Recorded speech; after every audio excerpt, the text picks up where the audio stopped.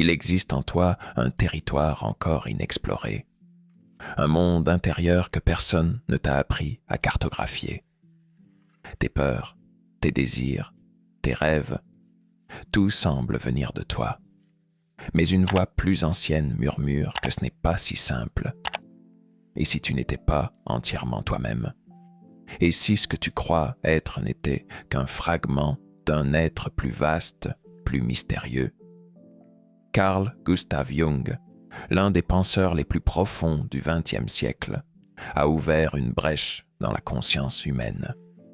Il nous a révélé que sous la surface de l'ego se cache une architecture invisible, faite d'ombres, de symboles et de mémoires oubliées. Il ne s'agit pas ici de psychologie de surface, mais d'un voyage radical vers l'essence de ce que nous sommes. Dans cette vidéo, nous allons plonger dans les fondations de la pensée jungienne. Non pas pour en faire un cours académique, mais pour ouvrir une porte. Une porte vers ce que tu es, au-delà de ce que tu crois être. Prépare-toi. Ce que tu vas découvrir ne te laissera pas intact, parce qu'une fois que tu as vu l'autre côté du miroir, tu ne peux plus revenir en arrière. L'invisible aux commandes. Quand l'ombre décide à votre place, il y a en nous une force silencieuse, une présence insaisissable qui dirige nos choix, nos réactions, nos amours et nos peurs. Et pourtant, nous vivons comme si nous étions pleinement maîtres de nous-mêmes. Carl Jung l'a dit avec une clarté presque brutale. Tant que vous n'aurez pas rendu l'inconscient conscient, il dirigera votre vie et vous l'appellerez destin.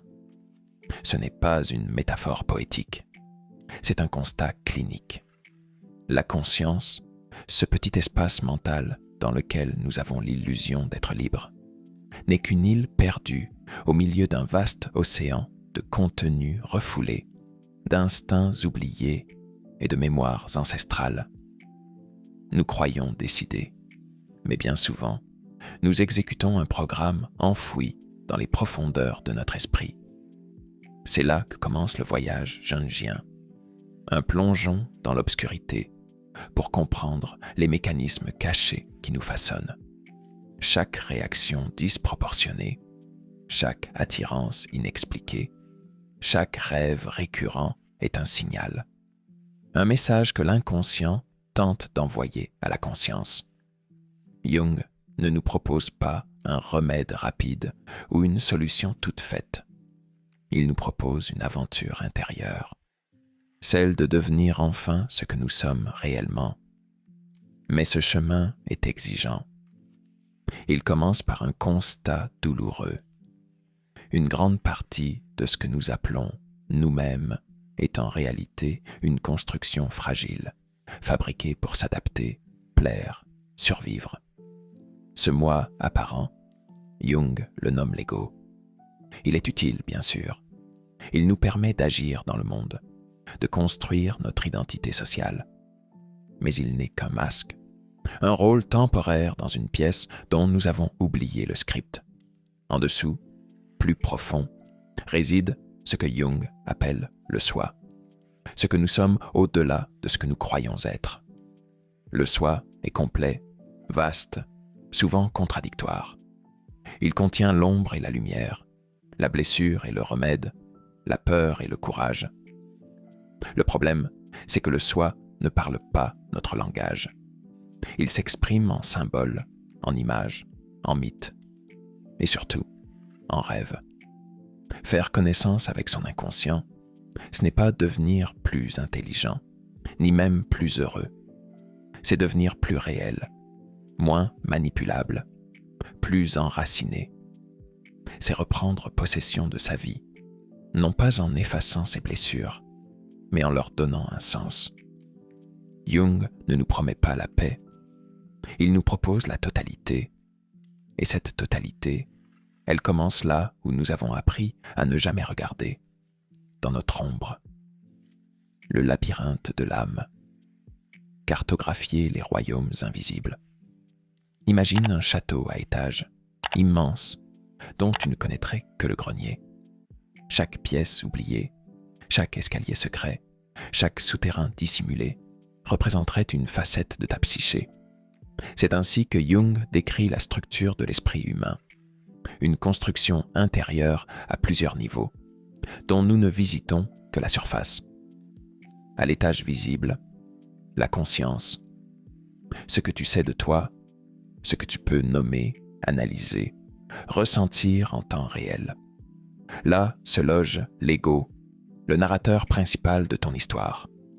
Mais à peine descendu d'un niveau, tu rencontres le personnel inconscient, cette pièce remplie de souvenirs refoulés, de douleurs anesthésiées, de vérités étouffées, pour ne pas faire vaciller le confort de l'image que tu veux projeter. Mais Jung ne s'arrête pas là. Il nous pousse à descendre encore plus bas, dans un sous-sol plus ancien, plus vaste. L'inconscient collectif. Ce n'est plus ton histoire personnelle. C'est l'histoire de l'humanité qui parle à travers toi. Des instincts primordiaux, des structures de pensée universelles, des récits mythologiques inscrits dans l'architecture même de ton esprit.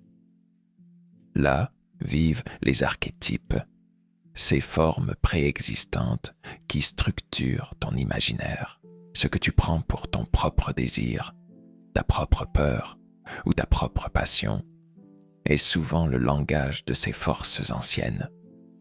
Elles parlent par symboles, par rêve, par pulsion.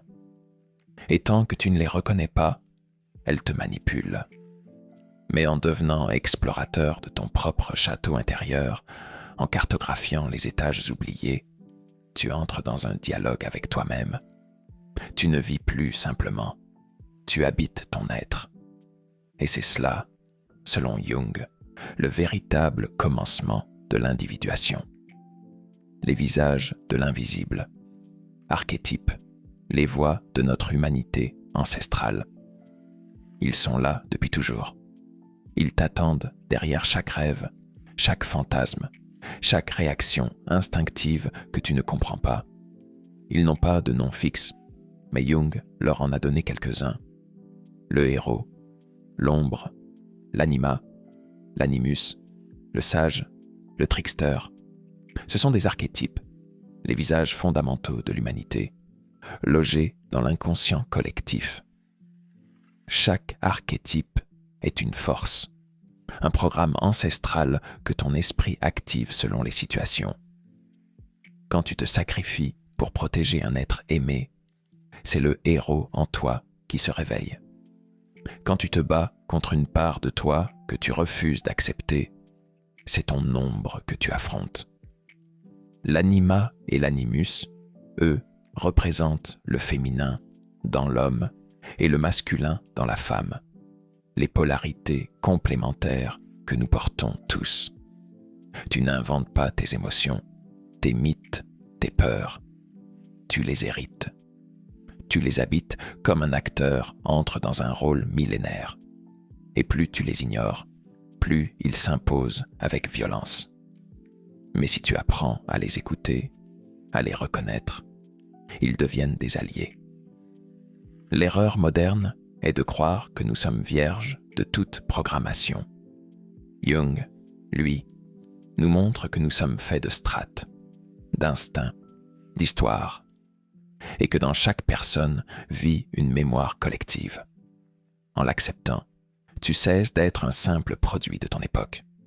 Tu deviens un être enraciné dans la profondeur du monde. L'ombre que l'on fuit, le miroir obscur de la transformation. Ce n'est pas ce que tu montres au monde qui te définit, c'est ce que tu caches, ce que tu refuses, ce que tu combats intérieurement. Jung appelle cela l'ombre, la part de toi que tu rejettes, mais qui revient sans cesse frapper à la porte. L'ombre est tout ce que tu ne veux pas être, mais que tu es quand même. Elle surgit dans tes jugements les plus durs, dans tes crises, dans les moments où tu perds le contrôle. Elle te montre, sans phare, ce que tu refuses de voir. Et pourtant, ce n'est pas un ennemi. C'est un guide, Jung affirme que l'ombre contient l'or. Derrière chaque impulsion que tu réprimes se cache une vérité, une énergie, un potentiel. Refuser l'ombre, c'est refuser de se transformer. La fuir, c'est rester enfermé dans un ego étroit, rigide, blessé.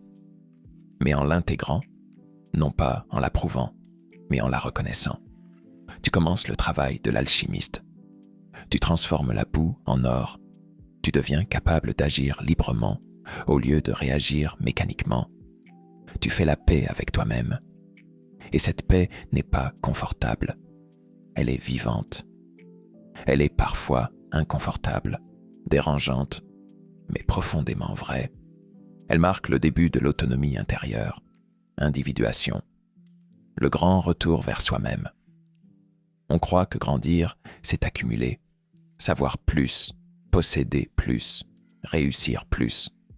Mais Jung nous propose un tout autre chemin, l'individuation, c'est-à-dire devenir pleinement soi en réconciliant toutes ces contradictions, non pas en les effaçant, mais en les incluant dans une image plus vaste de soi. L'individuation, ce n'est pas devenir meilleur, c'est devenir entier. C'est faire émerger le soi à partir du chaos intérieur. C'est passer d'une vie en pilote automatique à une vie habitée, consciente, alignée. Ce processus ne suit aucun modèle unique. Il est personnel. Il passe par des descentes vertigineuses dans l'inconscient, par la confrontation avec des archétypes, par l'acceptation de l'ombre, par l'équilibre entre le masculin et le féminin intérieur. C'est une quête de vérité, de profondeur, de structure. Ce n'est pas une destination, c'est un mouvement perpétuel, une respiration entre le connu et l'inconnu, entre la lumière et l'obscur. L'individuation ne fabrique pas des gens parfaits, elle révèle des êtres vrais.